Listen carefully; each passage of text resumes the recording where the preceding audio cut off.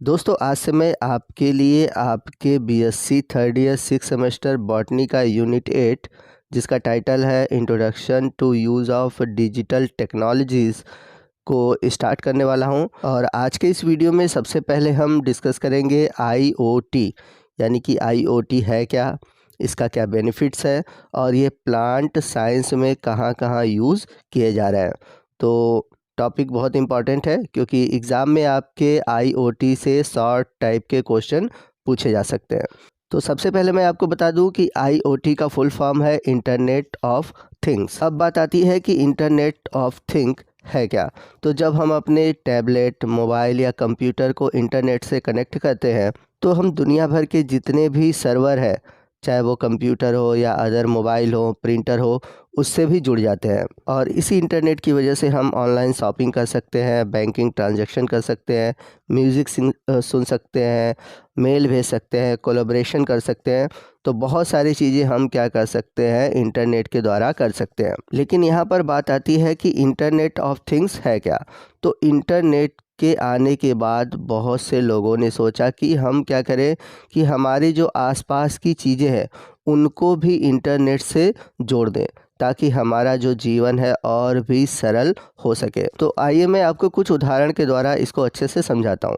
जैसे कि मॉर्निंग हुआ, ठीक है ना, और मॉर्निंग में अलार्म क्लॉक बजा और ये इंटरनेट से जुड़ा हुआ है और इसके अलार्म बजते ही जो हमारा घर का विंडो है वो खुल जाए। तो ये एक प्रकार का एग्जाम्पल है इंटरनेट ऑफ थिंग्स का। और भी उदाहरण देखते हैं। जैसे मान लीजिए आपके घर में एक डिजिटल क्लॉक है जिसमें कि टेम्परेचर भी शो करता है। अब एक ऐसा कंडीशन आया, आपने ऐसा सेट कर दिया कि अगर टेम्परेचर इससे लो जाता है तो क्या होगा कि आपके घर का जो एसी है वो ऑन हो जाएगा। या फिर आपका जो मोबाइल है कुछ इस तरह से जुड़ा हुआ है कि आप अपने मोबाइल से आप अपने घर के एसी, ठीक है, फ़ैन, टीवी, इन सभी चीज़ों को कंट्रोल कर सके। तो ये कंडीशन जो है क्या कहलाएगा, इंटरनेट ऑफ थिंग्स कहलाएगा। तो ये एक तरह से एग्जाम्पल हुए इंटरनेट ऑफ थिंग्स के। आइए इसको कैसे एक्सप्लेन कर सकते हैं, इसको कैसे हम डिफाइन कर सकते हैं, इसको समझते हैं।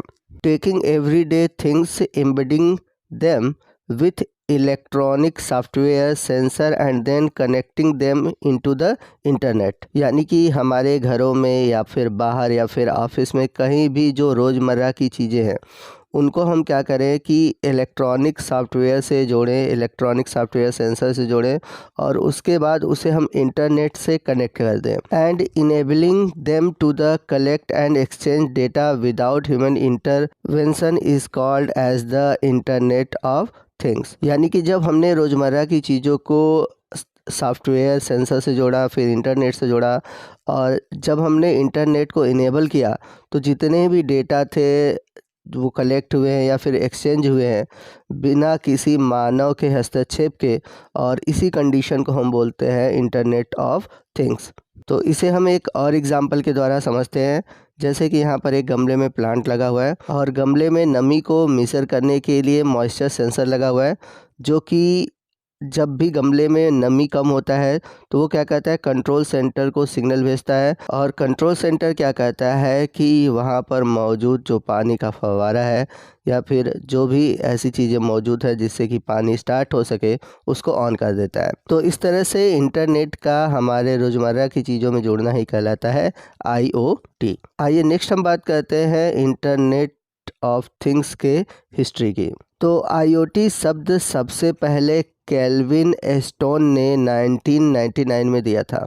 लेकिन आपको बता दें कि उससे भी पहले जब इंटरनेट की खोज की गई थी तो कार्नेगी मेलन के रिसर्चर ने एक ऐसे वेंडिंग मशीन का निर्माण किया जो कि इंटरनेट से जुड़ा था। और वो ऐसा वेंडिंग मशीन था जो कि बता सकता था कि सोडा ठंडा है या फिर नहीं। सन 1990 में एक टोस्टर बनाया गया जो कि इंटरनेट से ऑपरेट होता था। वहीं सन 2000 की बात करें तो एलजी ने सबसे पहले स्मार्ट फ्रिज इंट्रोड्यूस किया था। सन 2004 में सबसे पहला स्मार्ट वॉच आया था। वहीं 2009 में गूगल ने बिना ड्राइवर के कार की टेस्टिंग की थी। और 2011 में सबसे पहला स्मार्ट टीवी इंट्रोड्यूस किया गया था। आइए नेक्स्ट हम बात करते हैं कि आईओटी किन कंपोनेंट से मिलकर बना है। तो आईओटी कुल 4 मुख्य प्रकार के कंपोनेंट से मिलकर बना है। सबसे पहला है सेंसर या फिर डिवाइस, दूसरा है कनेक्टिविटी, तीसरा है डेटा प्रोसेसिंग और चौथा है यूज़र इंटरफेस। आइए बारी बारी से हम इन सभी कंपोनेंट के बारे में डिटेल से जानते हैं। तो सबसे पहले हम बात करते हैं सेंसर की। तो सेंसर एक प्रकार का डिवाइस होता है जो कि वातावरण से जो फिजिकल इनपुट है उनको माप सकता है। इसके बाद इसे डेटा में कन्वर्ट कर देता है जिसे कि कंप्यूटर पढ़ सके। जैसा कि आपने देखा होगा कि मोबाइल में कई तरह के अलग अलग सेंसर आते हैं, जैसे टच सेंसर है जिसके द्वारा हम अपने डिस्प्ले को खोल पाते हैं, मैग्नेटो सेंसर है, गाइनो सेंसर है, प्रॉक्सिमल सेंसर है, ह्यूमिडिटी सेंसर है, कलर सेंसर है, टेम्परेचर सेंसर है, एक्सीलरोमीटर सेंसर है। तो ऐसे कई सेंसर आपके स्मार्टफोन में होते हैं जो कि हमारे लिए यूज़फुल होते हैं और उसके द्वारा हम बहुत सी चीज़ों को आसानी से देख पाते हैं और समझ पाते हैं। आईओटी का अगला कंपोनेंट है कनेक्टिविटी। तो आईओटी में कई कम्युनिकेशन प्रोटोकॉल और टेक्नोलॉजी का यूज़ होता है।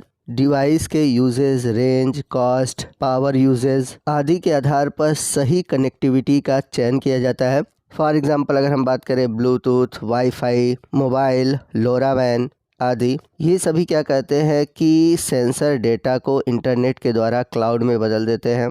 इसके बाद आईओटी का थर्ड कंपोनेंट आता है जो कि है डेटा प्रोसेसिंग। तो डेटा प्रोसेसिंग क्या कहता है कि कंप्यूटर के जो रॉ डेटा है उसको इंफॉर्मेशन में बदल देता है ताकि हम उसे समझ सकें। तो ये जो चेंजेस है ये डेटा मैनिपुलेटिंग टेक्निक के द्वारा किया जाता है। आप इसको इस तरह से भी समझ सकते हैं जैसे कि कोई ऐसा वीडियो है जिसमें कि कार जा रही है, तो उस वीडियो से कार का अगर कोई नंबर हल्का सा दिख रहा है तो उस कार का नंबर निकालना ही एक तरह से क्या कहलाता है, डेटा प्रोसेसिंग कहला सकता है।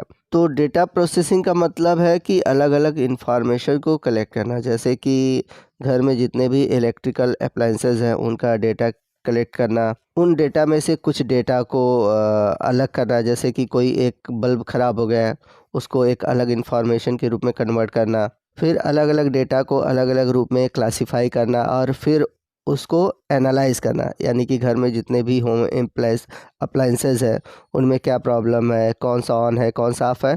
एक तरह से ये क्या कहलाएगा, डेटा प्रोसेसिंग कहलाएगा। आइए चलते हैं आईओटी के अगले कंपोनेंट की ओर जो कि है यूज़र इंटरफेस। तो कंप्यूटर जो इंफॉर्मेशन प्रोसेस करता है उसे हम अलग अलग रूप में देख सकते हैं।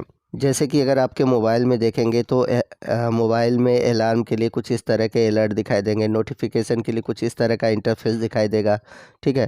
अगर लाइव ट्रेडिंग चल रही है तो कुछ इस तरह के इंटरफेस दिखाई देंगे, और कोई चीज़ हम कंट्रोल कर रहे हैं अपने मोबाइल या फिर किसी भी के थ्रू तो आपको लिए कंट्रोलिंग के लिए कुछ इस तरह का इंटरफेस दिखाई देता है। तो इसे हम क्या बोलते हैं, यूज़र इंटरफेस। आइए नेक्स्ट हम बात करते हैं कि आईओटी के क्या एडवांटेज है और क्या डिसएडवांटेज है। तो सबसे पहले हम बात करते हैं इसके एडवांटेज की। तो आईओटी की वजह से हमारा जो मैनुअल वर्क है वो कम हो गया है, यानी कि मानव को अधिक प्रयास करने नहीं होते हैं, उनके समय की बचत होती है। दूसरा जो एडवांटेज है कि जो लोड है वो कम हो गया है, यानी कि जितने भी मशीनरी हैं आजकल वो ऑटोमेटिक हो गई हैं। जैसे कि अगर रोड पे कोई कार बहुत तेज़ी से जा रहा है तो वहाँ पर सेंसर उसे डिटेक्ट करके नज़दीक के कंट्रोल रूम में भेज देता है ताकि उसे अलर्ट कर सके। आईओटी के कारण जो टेक्नोलॉजी है वो बहुत ही इम्प्रूव हो रही है, जैसे कि बिना ड्राइवर के कार। इनकी वजह से हमारे जो नेचुरल रिसोर्सेज है उसे हम ऑप्टिमम तरीके से यूज़ कर सकते हैं। जैसे कि एक मॉइस्चर सेंसर का यूज़ करके एक किसान ये तय कर सकता है कि उसे पौधों को कितना पानी देना है। आईओटी के कुछ डिसएडवांटेज भी हैं, जैसे कि जो कॉन्फिडेंशियल डेटा है उनको सिक्योर रखना इसमें कम पॉसिबल है। इसके अलावा आप अगर डेटा यूज़ कर रहे हैं तो आप पर नेटवर्क अटैक भी हो सकते हैं, क्योंकि इसमें आपका जो पर्सनल डेटा होता है वो इंटरनेट पे भेजा जाता है, क्योंकि इसमें आपके जो प्राइवेसी है उसको इंटरनेट पे भेजा जाता है।